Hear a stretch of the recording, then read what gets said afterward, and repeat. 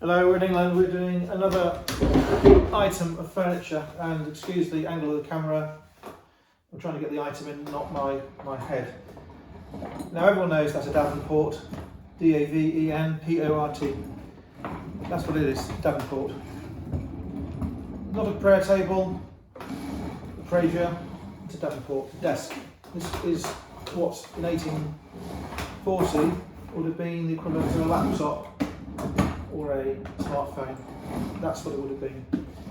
So the Davenports you start to see around 1800, and they go through the Regency, through the William IV, through the Victorian. They come out in the Edwardian era, and then they disappear, and they're superseded by different types of desk. This one is a rosewood Davenport. It's English. It was made between 1820 and 1840.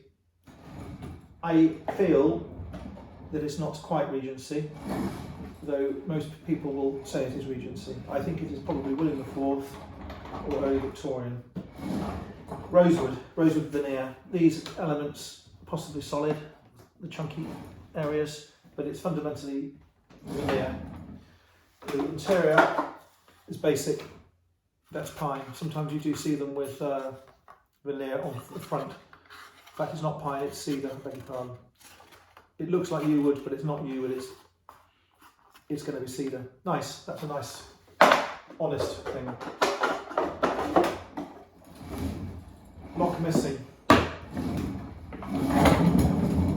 The gallery is missing. This gallery was composed of turned mini baluster columns. It'll be a little gallery with a little runner up on the top. That's quite a late Victorian type of thing, which is why I'm not saying it's so early. If I hadn't seen the holes, then it could have had a plain gallery, perhaps with a curve to it, which would have had an earlier feel. These drawers on this side are dummy drawers; they don't open. On the other side, corresponding symmetry gives you real drawers. Pine drawer print, rosewood veneer, cedar. Very unusual, very nice drawers. There's no gap in those dovetails. You could get a pin down, you can get a cigarette paper down the gap. The drawer is long, it goes all the way through the other side. Inkwell, always here, excuse that, the knob's just come off. The inkwell comes out and hinges. It has a section for pens, I'm going to say quills, because there is an inkwell. I don't think it's the original, it might be. You would have kept stamps in here, you would have kept blotting paper, quills, ink. A plinth, not bracket feet, it's a plinth on bun feet. A classical support with roundels. A brass keyhole, perhaps missing from there. 2 hinges, cross-banded. Front, leather original, with bits of leather missing, unfortunately. Plain front, sometimes you see a panel. Small. Okay, I'm going to do a little whiz around of the camera so you can see the other dimensions.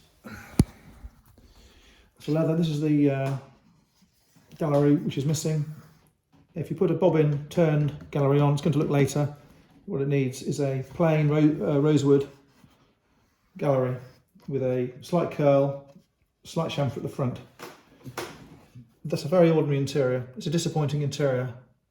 Sometimes you see maples, sometimes you see veneers. That's basic. The ink well, pleasing, not unusual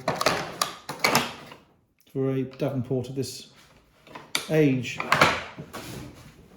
Some veneer missing, very easy to repair. Some veneer coming away, very easy to repair. A split on a knob, very easy to repair. Now, restored, restored and marketed, this is a £1,200 Davenport. If you go onto First Dibs or Selling Antiques, you'll see these described as Regency Davenports, all in the fourth, and they'll be mint, and they'll be, all the locks will be working, reinstalled. There'll be a key. They'll do the gallery. They'll do the repairs. They'll fix the knobs. They will give it a better shiny finish. They'll do a new leather, and they'll perhaps help the interior. You could perhaps put felt in the interior. You could perhaps stain or paint or French polish the interior. Difficult one, but it needs help. Perhaps just varnish it. Remove the stickers and the pinholes being used by perhaps a child at some stage. Difficult one to get the inside right, but not beyond the realms of possibility.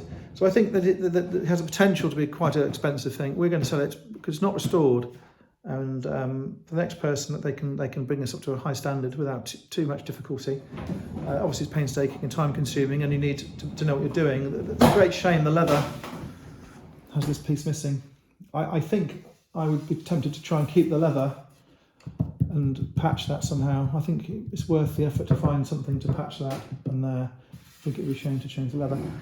I mean, if everything else is mint and if everything else is done, I think that you can forgive a patched leather. You wouldn't necessarily see it was patched. Okay, I've gone on and on about it. I hope I've given you the feel. This is for sale in England. He's collecting from England. 1 Davenport. Bye.